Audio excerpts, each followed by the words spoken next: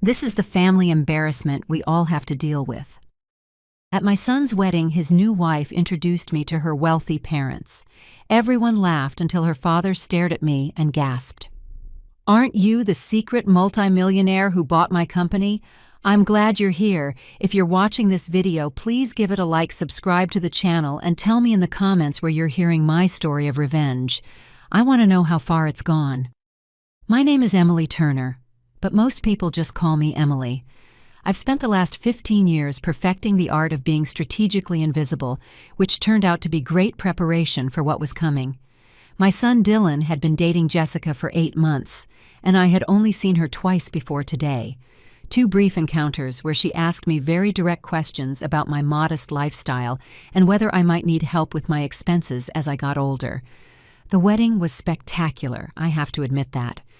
The Reynolds estate stretched for more than 50 acres in the rolling hills of Virginia, with a private chapel that could hold 300 people and gardens that must have cost millions of dollars. Jessica walked down the aisle in a dress that probably cost more than what most people earn in a year. And Dylan looked happier than I had seen him since his father passed away. I chose my own outfit very carefully. A simple navy blue dress from a nice department store paired with my grandmother's pearl necklace. Nothing flashy, nothing that would draw attention. I learned a long time ago that the key to privacy is to look exactly like what people expect to see. A widow living comfortably but modestly on an engineer's pension and her late husband's life insurance. The ceremony was beautiful, though I couldn't help but notice how Jessica's mother, Paula, was sizing me up like I was a piece of furniture that didn't quite match the decor. But the reception was where everything changed. The Reynolds family spared no expense. Ice sculptures, a 12-piece orchestra, and enough flowers to open a floral shop. I was at a table in the corner watching my 32-year-old son dance with his new wife when Jessica approached with her parents. "Mom, Dad," she said with that sickly sweet tone that sets your teeth on edge, "I want you to meet Dylan's mother." And then she said the words that changed everything. Robert Reynolds' eyes locked onto my face with a look of recognition that made my stomach turn. "Emily Turner," he murmured, and just like that I was no longer invisible. "Wait, aren't you the woman from the Reynolds Holdings acquisition board 3 years ago? Aren't you that mysterious investor who bought my company?" Robert Reynolds' words cut through the noise of the reception like a knife through silk. The color drained from Jessica's face as she looked back and forth between her father and me, her look of superiority replaced by pure confusion. Paula Reynolds' diamond bracelet sparkled as she brought a hand to her neck, and I could almost hear the gears turning in her socialite mind. The truth is, most people don't know what real wealth looks like. They expect diamonds and designer clothes, luxury cars and flashy displays. They don't expect a woman in a simple but elegant dress who shops at normal stores and drives a reliable sedan. That's exactly what I've counted on for the last 15 years. It all started with an invention by my late husband, Thomas, a small piece of technology that revolutionized the efficiency of cell phone batteries. We were both engineers, Thomas and I, working for a tech company in Austin in the early 2000s. When Thomas developed his power management system in 2010, we thought we might be able to retire comfortably. We never imagined we were sitting on a gold mine. The patent was sold in 2012 for $25 million. Dylan was 24 at the time, fresh out of his master's program in marketing, full of dreams of building his own career. That same day, Thomas and I made a decision that would shape the next 13 years of our lives. We told Dylan we had received a nice payout, enough to be comfortable but nothing extravagant. He never questioned it. He probably assumed it was $1 million or $2 million at most. What Dylan didn't know was that the $25 million was just the beginning. Thomas and I took that money and began to invest it systematically. First in conservative stocks, then in growth companies as we learned the market. Real estate in emerging areas, tech startups with solid foundations. Thomas had a gift for spotting undervalued opportunities before anyone else. By the time he passed away 5 years ago in 2020, our portfolio was worth over $800 million. $800 million. The same amount I used to acquire Reynolds Holdings 2 years after Thomas's death. The irony was delicious. While Jessica was looking down on me and asking if I needed help managing my finances, I had been the anonymous investor who saved her father's company from ruin. The same company he almost destroyed with his reckless ambition and poor debt management, forcing him to sell to what he thought was a corporate investment firm. That firm was a shell company controlled by me. I bought Reynolds Holdings not for revenge, but because its core business was solid despite Robert's mismanagement. It had a good structure, strong client relationships, and talented employees. Under proper financial supervision, it thrived again. The man whose daughter had just called me the family's embarrassment had been living off my business decisions for the last 3 years. "I'm sorry," I said in a low voice, looking directly at Robert. "I think you're confusing me with someone else." But we both knew he wasn't. I could see the memory in his eyes of that boardroom meeting where I sat silently while my lawyers handled the negotiations. Back then, he barely spoke to me, assuming I was just someone's wife there, as a formality. Now, as Jessica stared at us with growing alarm, I realized my carefully guarded privacy was about to become a very big problem. The next morning, I was in my cozy apartment sipping coffee from my favorite mug, watching Dylan pace back and forth in my living room like a caged animal. He had called me at 7 a.m. demanding answers I wasn't ready to give. I hadn't slept a wink. My mind kept replaying Robert Reynolds' face when he recognized me and the panic I saw in Jessica's eyes. "Mom, you have to help me understand what happened last night," Dylan said, running his hands through his hair like a frustrated kid. "Robert Reynolds pulled me aside after you left. He asked me some very specific questions about Dad's patents and your investment activities."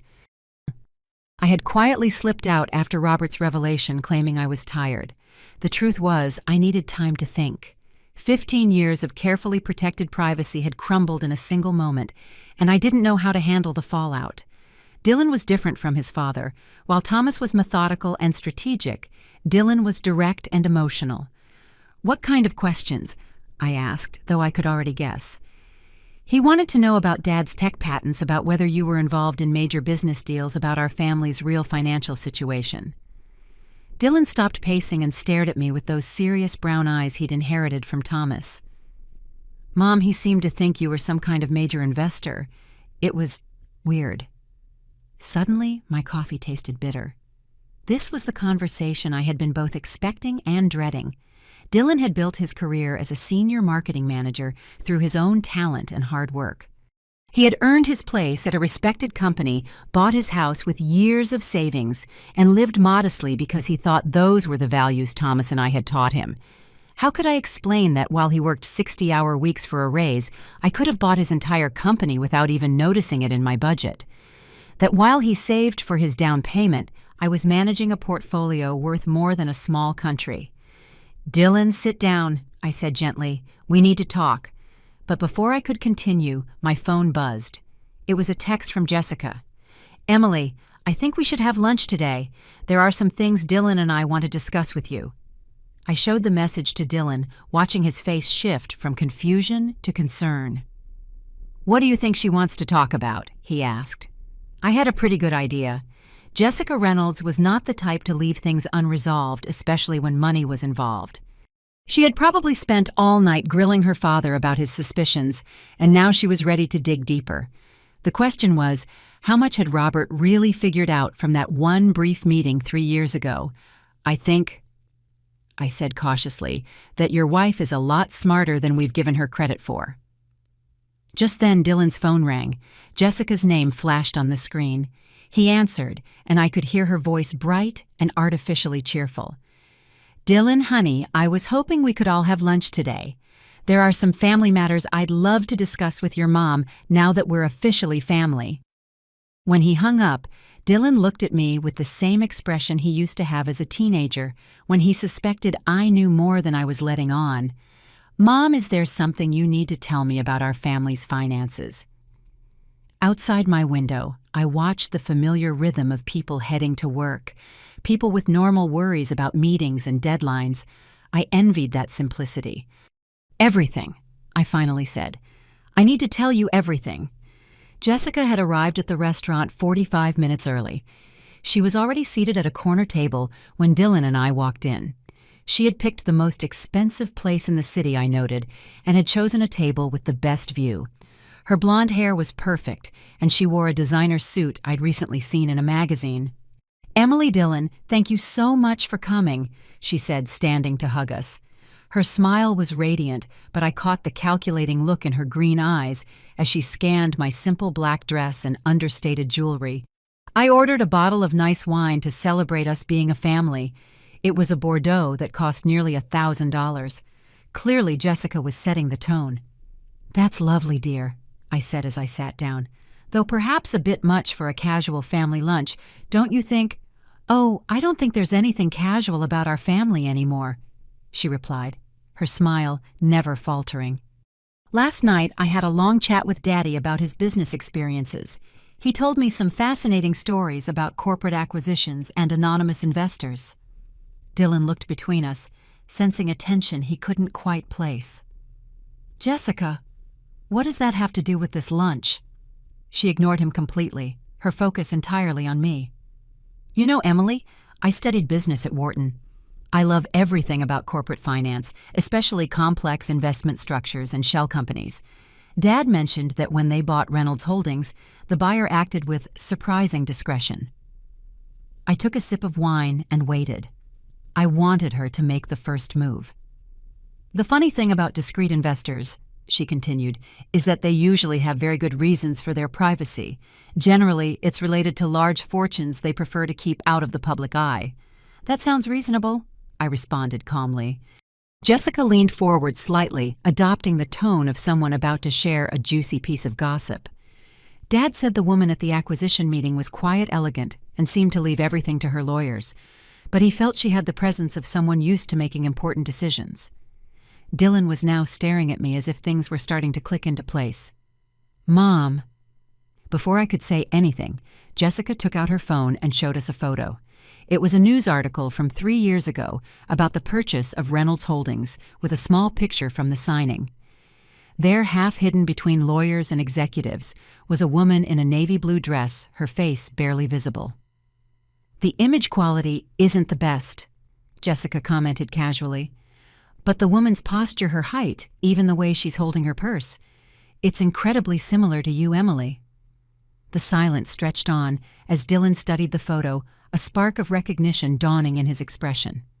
I had to admire Jessica's homework, but at the same time, I felt the walls of privacy I had so carefully built begin to crumble. "What a curious coincidence," I finally said. "Right." Jessica's smile now had a sharp edge to it. "Of course coincidences happen all the time. Like my family's financial problems, starting just when someone paid nearly $700 million for my dad's company. Or like that mysterious investor completely disappearing after the acquisition, almost as if she preferred to stay anonymous." Dylan put his wine glass down with a trembling hand. "Mom, tell me you're not who she thinks you are." I looked at my son, the young man I had raised to value honesty and integrity above all else, and I knew that 15 years of well-intentioned lies were finally catching up to me. "Dylan, there are things about your father's patents and our investments that I never told you." Jessica's triumph was written all over her perfectly composed face. But as I watched her savor what she clearly believed was her victory, I wondered if she had any idea what she had just unleashed. 3 days later, I was in my financial advisor's downtown office, watching James Sullivan review the documents I'd requested. The lunch with Dylan and Jessica had ended with my son storming out in anger after I confirmed his worst fears, and with his new wife making veiled comments about family financial planning. Now I needed to understand exactly what I was up against. "Emily, I have to say this is an unusual request," James said, adjusting his glasses as he looked over the financial profile of the Reynolds family. "What's with the sudden interest in your daughter-in-law's family history?" I had called James the morning after our disastrous lunch and asked for a full workup on the Reynolds' current financial situation. What I was discovering was far more complicated than I imagined. I didn't realize that when I bought Reynolds Holdings, I was essentially acquiring my future daughter-in-law's inheritance. James raised his eyebrows. "Your daughter-in-law, the one who just married Dylan?" When I nodded, he let out a low whistle. "That's complicated. Tell me something I don't know." He pulled up several files on his computer. Okay, let's go over this. In 2021, Reynolds Holdings was struggling to make payments on the expansion loans they took out in 2019. Robert Reynolds had over-leveraged the company, buying up smaller competitors, and when the economy tightened, they couldn't handle the debt. I remembered that acquisition well. It was one of my most strategic investments, buying a solid company at a discount because of a temporary financial crisis. What was the family's expectation at that time? According to the records, Jessica Reynolds was positioned as her father's heir. She'd worked there during college summers, got her MBA with a focus on family businesses, and told everyone she was set to take over the company. It was all starting to fit together in a very uncomfortable way. So, when I acquired the company and brought in professional management, I basically eliminated her career path. More than that, you eliminated what she considered her birthright. James opened another document. This is where it gets interesting. I've been tracking some discreet inquiries into your investment activities. Someone has been asking questions about shell companies' acquisition structures and anonymous investors. A knot formed in my stomach. What kind of questions?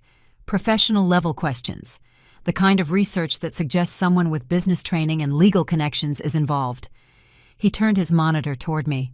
Emily, I think your daughter-in-law hired a private investigator. The implications hit me immediately.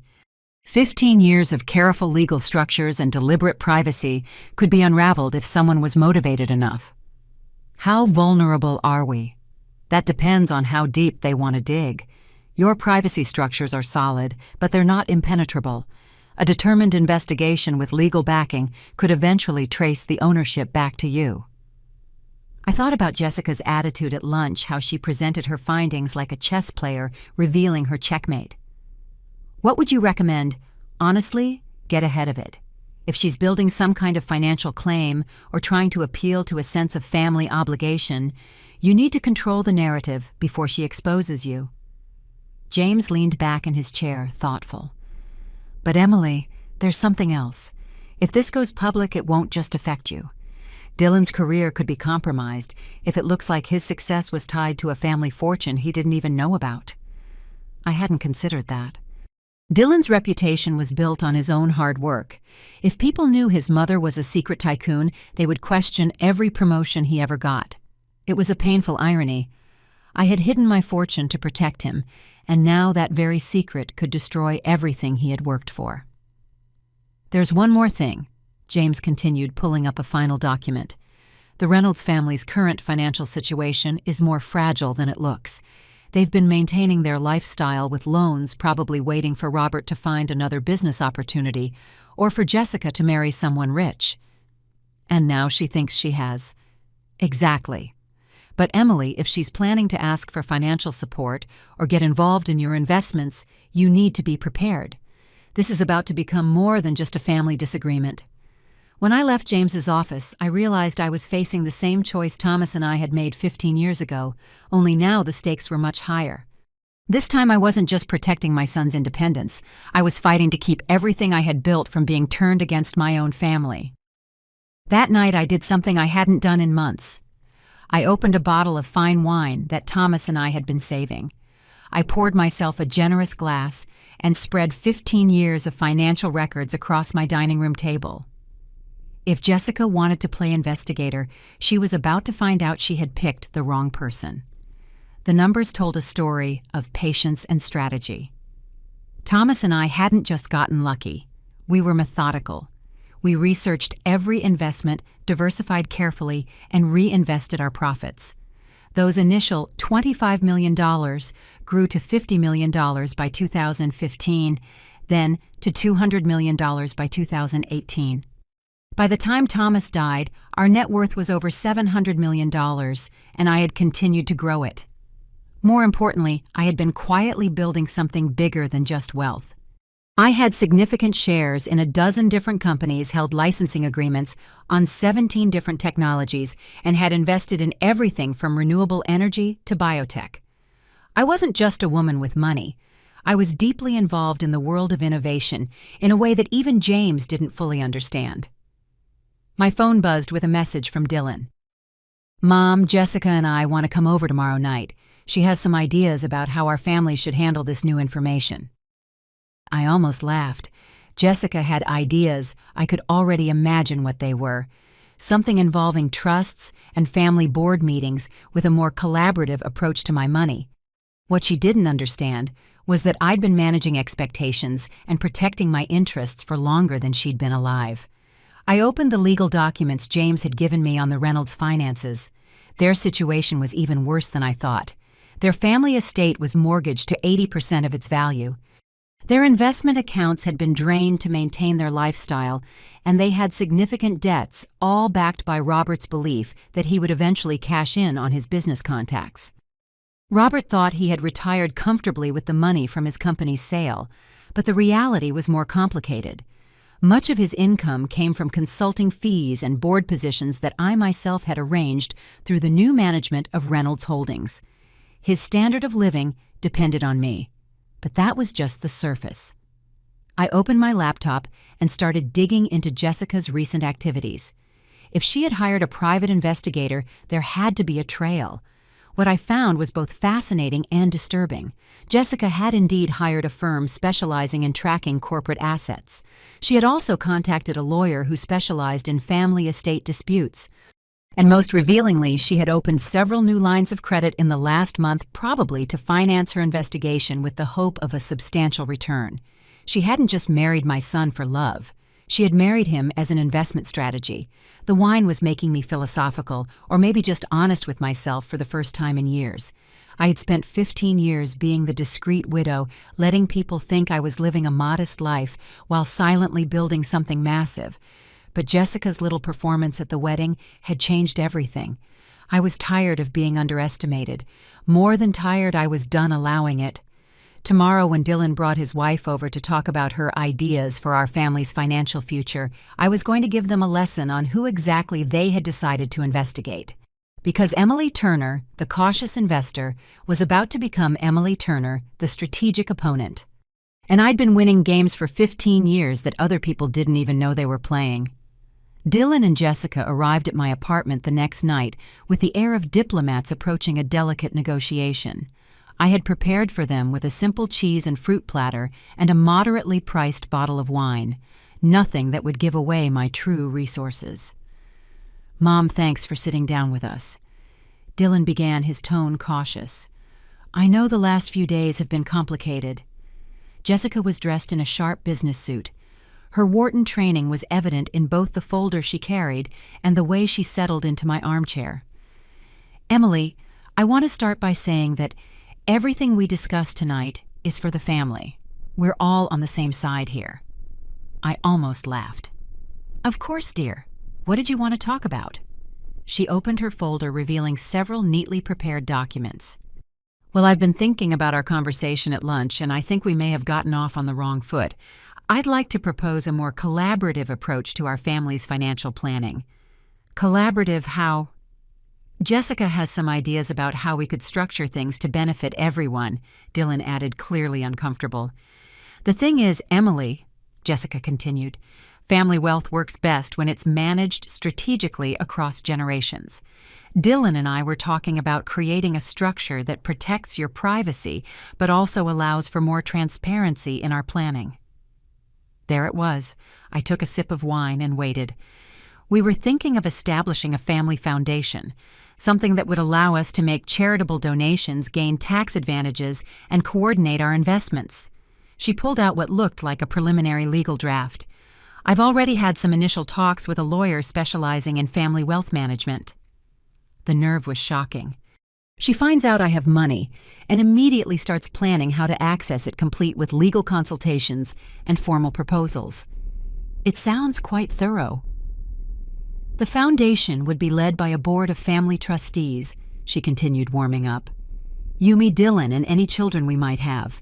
It would give us all a voice in major financial decisions." Dylan looked at the documents, completely overwhelmed. "Jessica, maybe we should slow down." "Actually, Dylan, I think your wife has put a lot of thought into this," I said calmly. "Tell me, Jessica, what did you have in mind for the initial funding of this foundation?" Her eyes lit up. Well, I thought we could start with something substantial enough to make a real impact, maybe around $50 million to establish credibility in the philanthropic community. $50 million from the woman who called me a family embarrassment less than a week ago. And the board structure you mentioned, I continued casually. How would the votes be distributed? I think equal representation would be the most logical, she answered confidently. 3 trustees, 3 votes. Very democratic. I set my wine glass down and looked her straight in the eye. Jessica, can I ask you something honestly? Of course. Do you love my son? The question caught her completely off guard. She glanced at Dylan, then back at me. What kind of question is that? A simple one. Do you love Dylan for who he is, or do you love what you think being married to him represents? The silence in the room was thick with tension. Dylan looked between us, growing more nervous by the second, and Jessica's calm facade began to crack. I think it's unfair how you're framing our relationship. Is it? I stood up and walked to a bookshelf where I pulled out a folder I had prepared. Because I have some information that might clarify things. I returned to my seat, opened the folder, and showed her the investigation report James had prepared. Her face went pale as she recognized some of the documents. This is a record of your communications with Aguilar Private Investigations over the last 2 weeks, I said evenly. It seems you hired them to research corporate ownership structures and trace anonymous investors. Quite expensive from what I can see. Dylan stared at his wife in disbelief. Jessica, you hired private investigators. It's not what it looks like, she said quickly. I just wanted to better understand the family's financial situation. You were building a case, I corrected her. These documents show you also consulted with Vance Peters and Associates, a law firm that specializes in family estate disputes and trust litigation. I pulled out another paper. This is interesting. You opened 3 new lines of credit in the last month, borrowing against a supposed future improvement in your family financial status.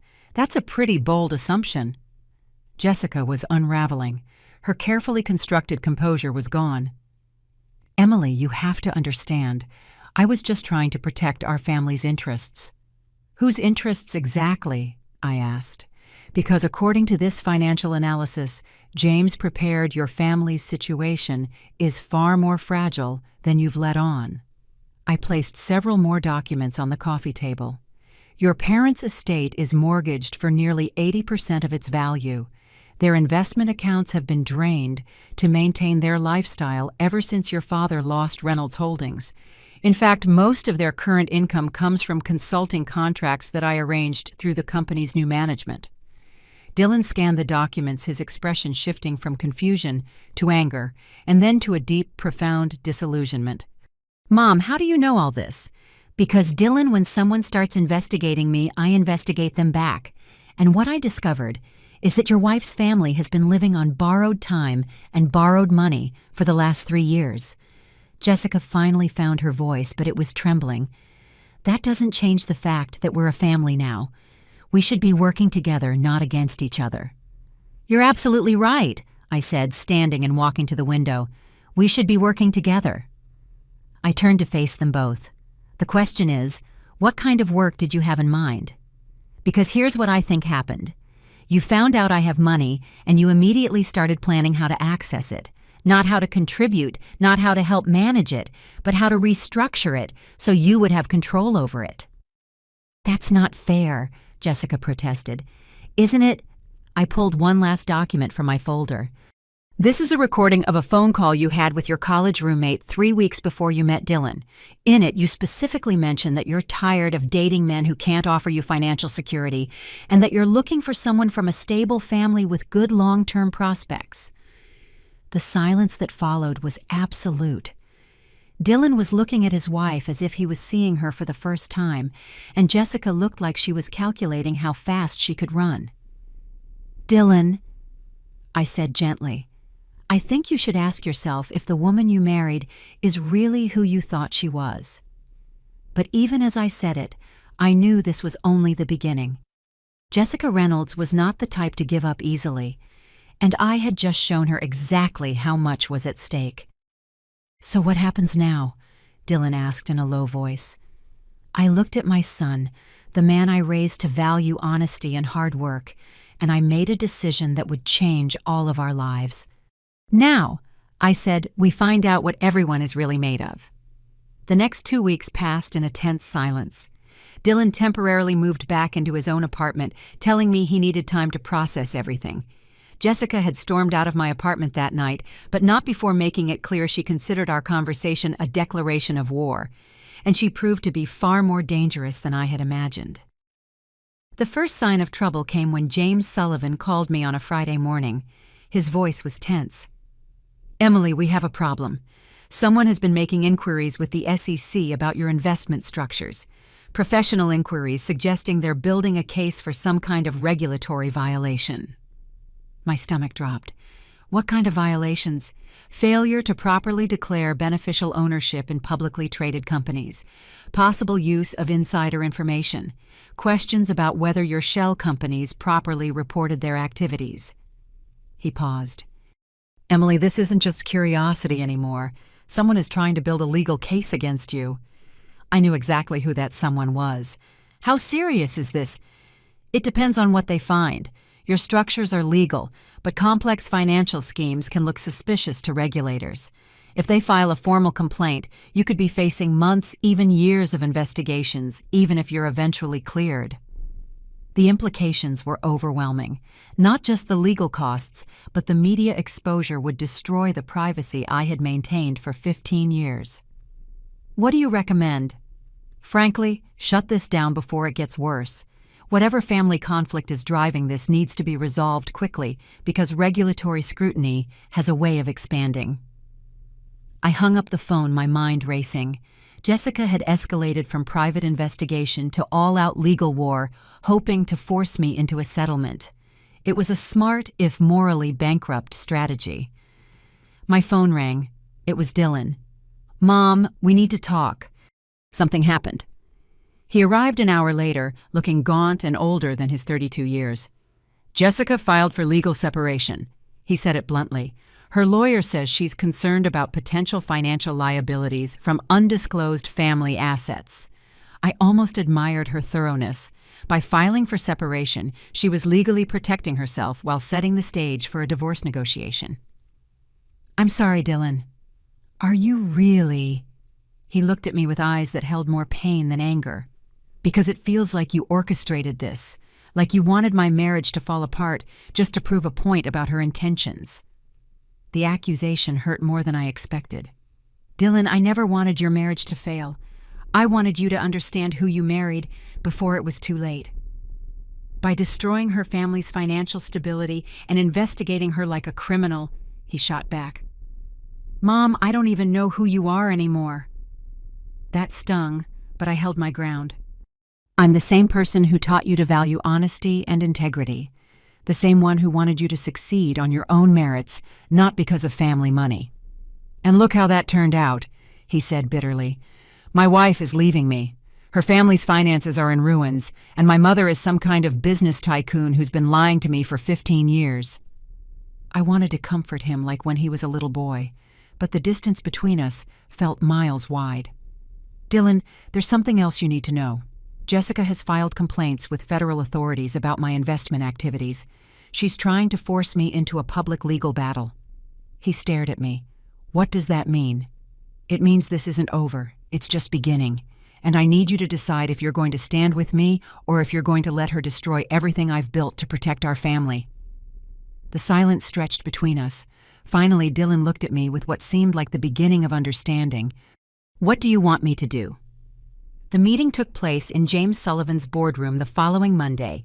It was me, Dylan Jessica, her lawyer Mark Vance, and her parents Robert and Paula Reynolds. The air was so tense you could cut it with a knife. "Let's be clear about why we're here," Mark Vance began, smoothing his expensive suit. "My client has discovered that Mrs. Turner has been concealing considerable assets while allowing her son's wife's family to suffer financial hardship. This suggests a deliberate pattern of deception that warrants investigation." James, sitting beside me, responded calmly. "Mr. Vance, Mrs. Turner's financial activities are perfectly legal. Your client's recent complaints to the authorities seem motivated by personal animosity rather than legitimate concerns." Jessica leaned forward. This isn't about personal animosity. It's about family responsibility and transparency. Emily has been manipulating people's lives while pretending to be someone she's not. I finally spoke. Jessica, I have never manipulated anyone. I invested in failing companies and made them thrive. I kept my life private because I prefer discretion.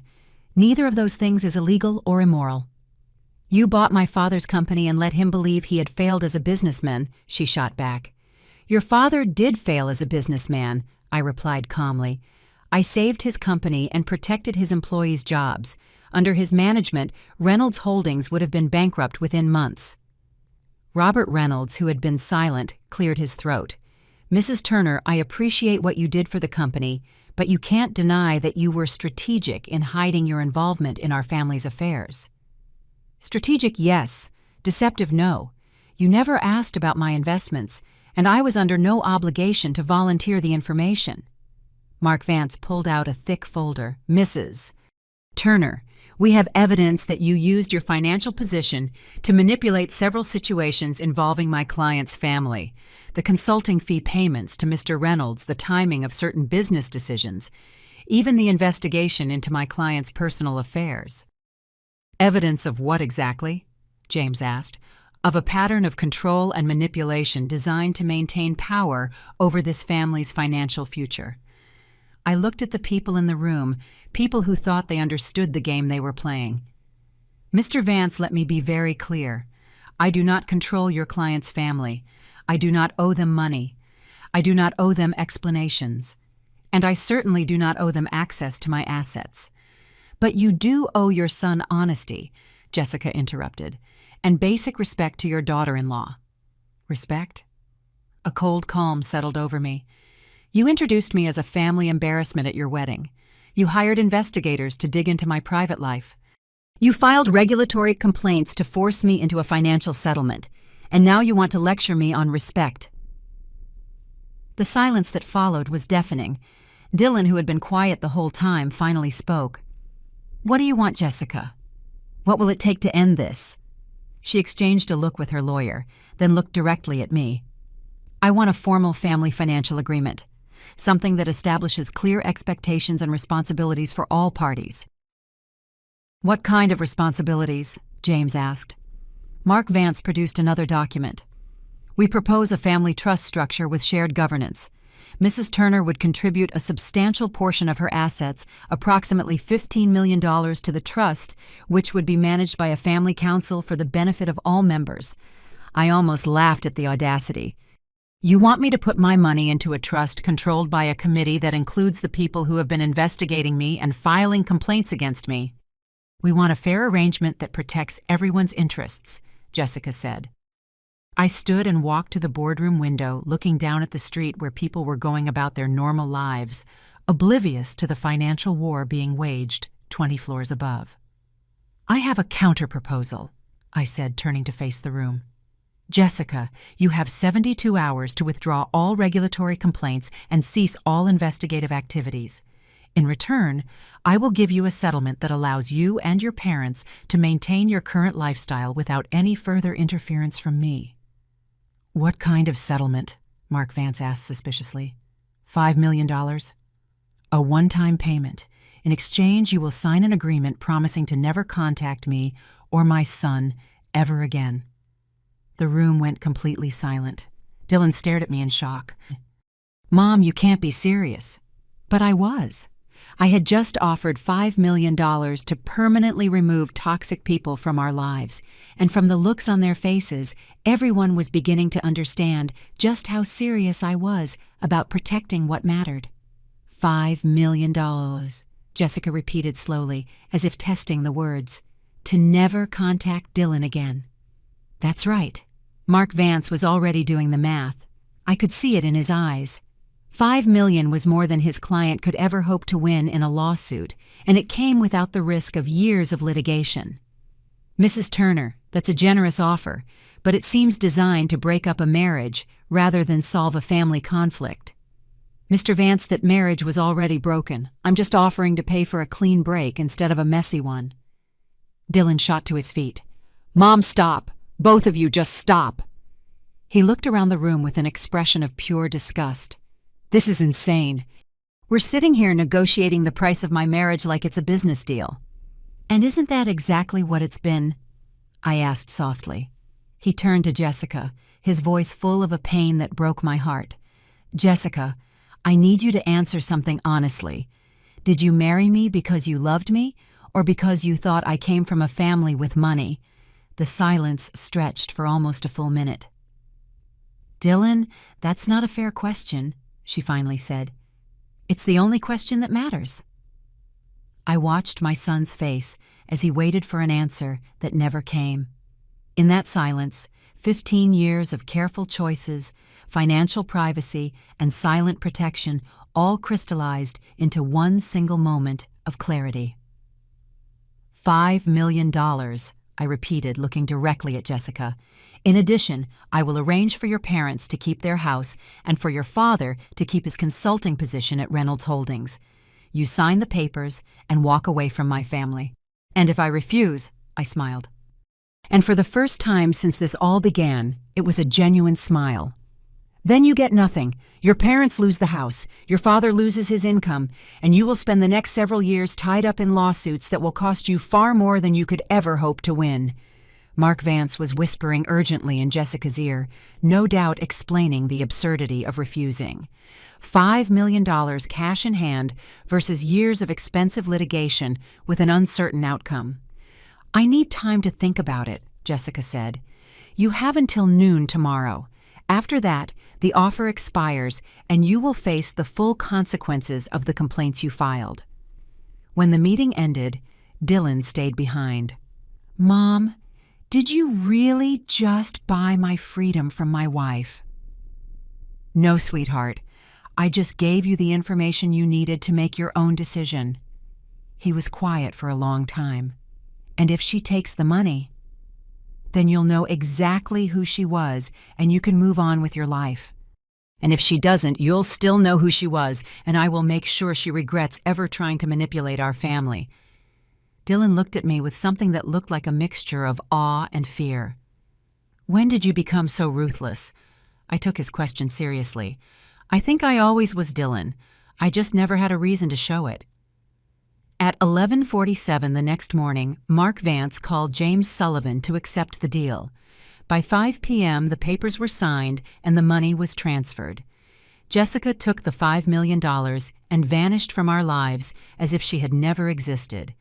Dylan filed for divorce the following week, citing irreconcilable differences. 6 months later, he called me on a Sunday afternoon. "Mom, I met someone. Her name is Sarah. She's a teacher, and she has no idea you're rich." "How do you know?" "Because when I told her my mom lived in a nice apartment and drove a reliable car, she said it sounded like a woman who had her priorities straight."